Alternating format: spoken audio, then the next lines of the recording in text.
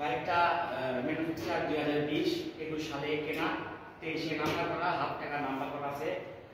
যে ভদ্রলোক থেকে আমি গাড়িটা কিনছি, এক কথা বলা যায় ভাই গাড়ি মানে খুব যত্ন সহকারে গাড়িটা চালাচ্ছে। পুরো গাড়ি স্টিকার করা, গাড়ি একদম ফ্রেশ নিউ কন্ডিশন। যারা আপনারা এই গাড়িটা কিনতে আগ্রহী অবশ্যই নিউ এমবি মোটরসে আসবেন। এটা ডিসি পাম্প, মাটিরালি রোড, বগুড়া। পুরো গাড়ি একদম ফ্রেশ। এখন ঘুরে পড়েন।